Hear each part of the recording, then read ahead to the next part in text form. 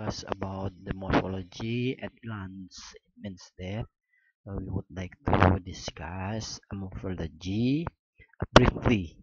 And then for the next semester that you are going to take the morphology subjects, and then we would like to explain specifically. This is just basic, and then this is just guide for you, yeah, to understand the first time, and then you know what is the phonology.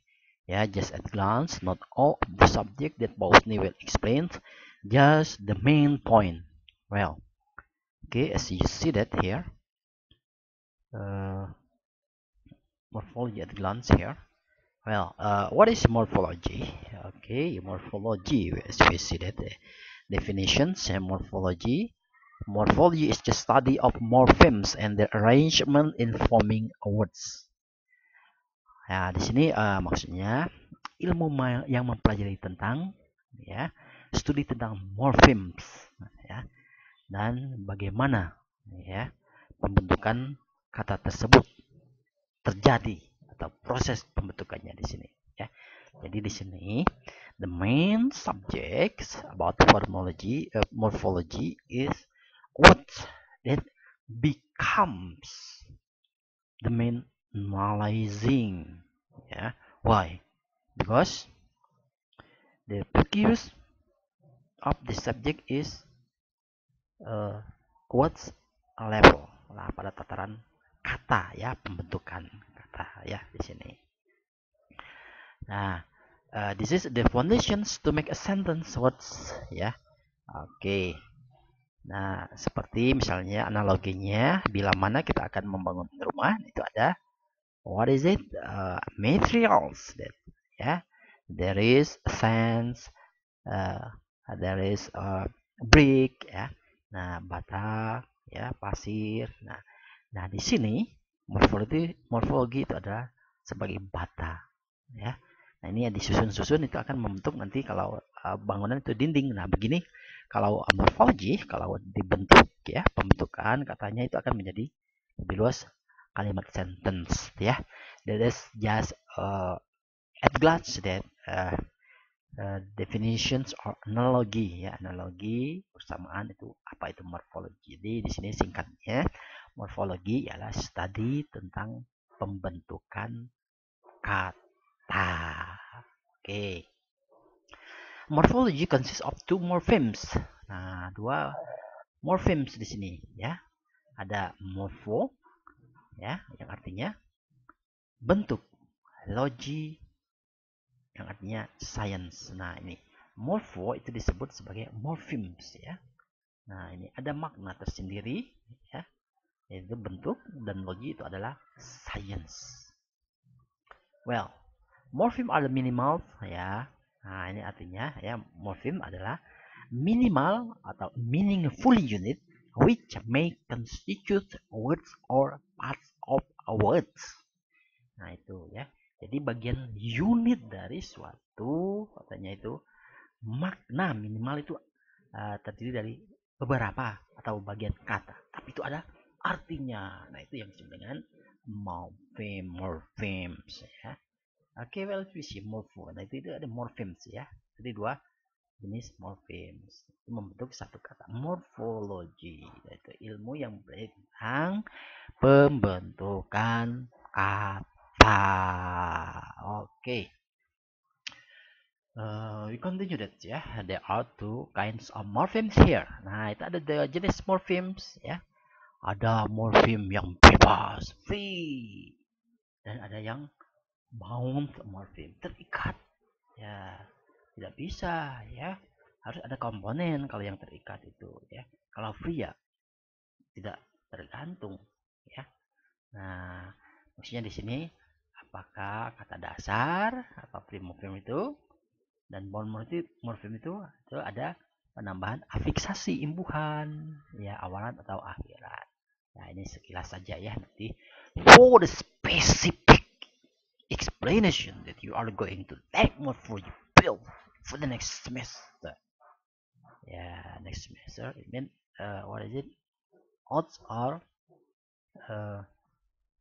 even semester ya, semester ganjil atau genap. Oke. Nah, di sini ada jenis-jenis morphemes ya. Ini menurut morfologi ya. Jenis-jenis morfem katanya dan berdasarkan fungsinya. Nah, tadi kan sudah jelas ya, morfem itu ada bagian unit yang terkecil tetapi memiliki makna. Oke. Kita lihat di sini jenis ya. Based on its functions. Nah, itu jenisnya itu berdasarkan fungsinya. Nah, ada yang disebut dengan nominal morfem. Ya, morfem dalam bentuk kata benda ya. Nah, di sini a morpheme which has the function of creating a noun yang membentuk apa sebagai kata benda. Nah, contohnya di sini ada state menyatakan ya. Kemudian ditambah akhiran meant menjadi statement. Nah, tadinya dia state kata kerja ya asalnya kan dibentuk dan ada akhiran meant nah menjadi berubah fungsi ya. Di sini fungsinya menjadi kata benda as a noun. Ya, oke. Nah, ini yang dinamakan tadi state itu tadi free morphemes itu tanpa ada embel-embel atau penambahan awalan atau akhiran. Nah, sedangkan statement yaitu sudah menjadi bound morpheme, sudah terikat ya. Jadi dan berubah fungsinya di sini. Kemudian ada verbal morphemes ya. Morpheme which has the function to create a verb ya. Jelas kalau tadi kata kerja menjadi kata benda sekarang terbalik. Ya. Morfem verba itu bisa berubah fungsi ya di sini ya. Which has the function to create a verb. Nah, itu membentuk kata kerja ya verbal. Seperti dari kata benda. Itu contohnya strength. Strength. Nah, itu kan sebagai benda. Kemudian dibuat menjadi dalam bentuk dirubah fungsinya menjadi kata kerja ditambahkan akhiran en strengthen strengthen strengthen. Nah, itu sebagai kata kerja ya. Ini contoh fungsi ya. Nah, atau kemudian berdasarkan based on its forms. Kalau dia ada fungsinya berdasarkan nanti ada berdasarkan bentuknya. Ya, tadi telah dijelaskan ada free morpheme dan bound morpheme. Nah, free morpheme tadi a morpheme which can stand by itself. Jadi bisa morpheme yang disebut dengan apa? Free. Ya, bisa berdiri sendiri katanya ya. Tanpa ada embel-embel ya. Embel-embel maksudnya ada penambahan awal atau akhiran. Nah, itu misalnya stop, house, chair. Nah, itu yang disebut dengan free morpheme ya. Oke. Seperti Anda itu ya. A woman, a boy, a girl ya. Anda masih free ya, masih free morphemes ya. Itu analoginya saja ya. Free morpheme. Anda itu free kalau di sini ya dalam morphology. Free morpheme why? Karena you haven't married yet ya, karena belum nikah ya. Jadi bebas mau kemana ke sana katanya ya. Ke shopping center dan lain sebagainya ya. Tidak di lockdown ya. Tapi kalau sudah punya suami atau istri, Anda menjadi bound morpheme, tidak bisa tadi pergi ke mana terikat ya. Harus izin dulu ya. Oke, nah itu analoginya ya, itu hanya sebagai contoh saja ya, analogi yang lain. Tapi kita kembali ke sini. Kemudian ada ya bentuknya. Nah, ini ada macam-macam lagi yang disebut lexical morphemes ya. Morpheme which carries the content of message. Idea carries. Jadi ada lexical ya itu kata ya berdasarkan makna ya sebagai lexical arti yang sebenarnya. Nah, di sini bisa katanya morfem itu berisi pesan ya yang ada ya pada kata tersebut. Oke, misalnya untuk nouns ya itu misalnya chair, table. Nah, tadi ya arti yang sebenarnya di sini ya adverb slowly ya dengan lambatnya, quickly dan cepat verb. Nah, itu yang disebut dengan lexical morpheme Yang di sini ada apa? Pesan. Ya, pesan tersebut maksudnya di sini stop. Itu maksud dalam kata kerja. Baik, lexical ya arti sebenarnya di sini. Oke. Kemudian ada next the functional morphemes ya. Functional morpheme ya. A morpheme which carries grammatical function. Nah, jadi sini morfem yang memiliki struktur ya, ada fungsi secara gramatika. Nah, di sini misalnya dalam apa kata sambung ya, since and ada auxiliary ya, auxiliary atau ada auxiliary ya, ada can, will, itu fungsinya ya. Nah, sebagai auxiliary misalnya he can go. Nah, can itu ya functional morph itu sebagai auxiliary ya, modal auxiliary. Kemudian ada preposition ya. Nah, ini fungsinya ya untuk misalnya on, in, at ya, itu tergantung nanti posisi benda yang akan kita tambahkan. Please put my coffee, a glass of coffee on the table. Nah, itu on the table ya, di atas meja. Please tune it on. Itu nyalakan lampunya, ada on di sana ya, fungsinya itu berbeda lagi ya. Oke.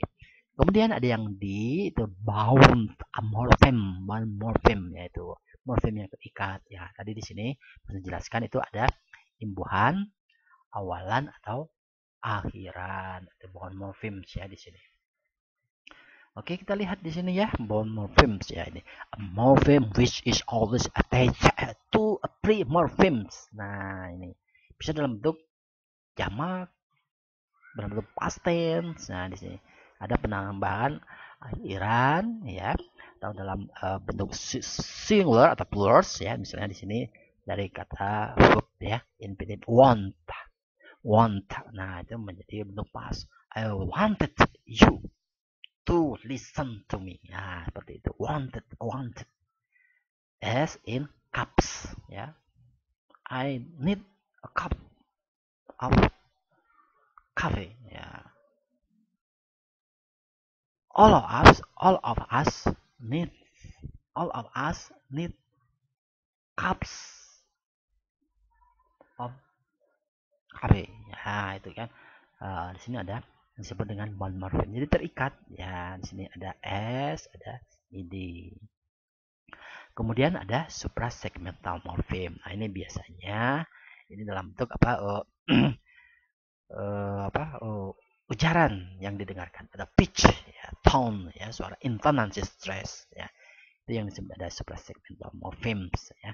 Tapi di sini lebih kepada nanti untuk phonology yang membahas banyak jadi stress dan sebagainya.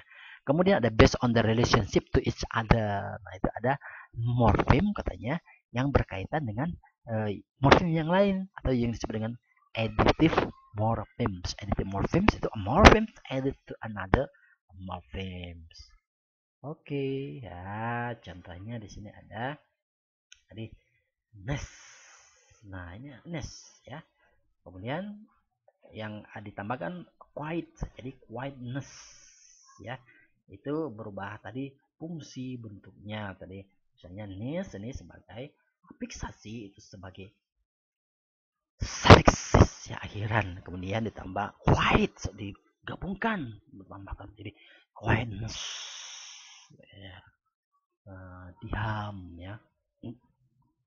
Oke, kemudian ada repressive morphemes. Morphemes replace part of the stem. Nah, itu repressive morpheme itu ada morpheme yang merupakan bagian ya, yang menggantikan bagian dari akar kata. This morpheme consists only phonemic forms. They may be vowels. Nah, itu bisanya dalam bentuk phonemic forms, itu bisa misalnya vowels ya, untuk vowel a, e, i, o, u ya, seperti itu. Nah, contohnya di sini ada goose.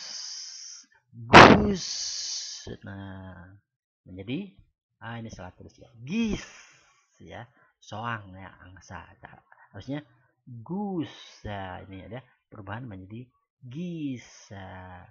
Ini double O, di sini double O menjadi ini double I ya, goose menjadi geese ya.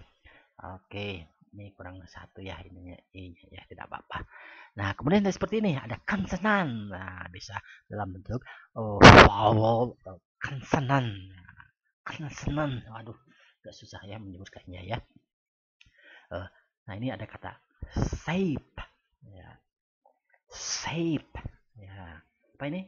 Ya, bisa selamat, ya. Ada save, save, ya, save, save, ya.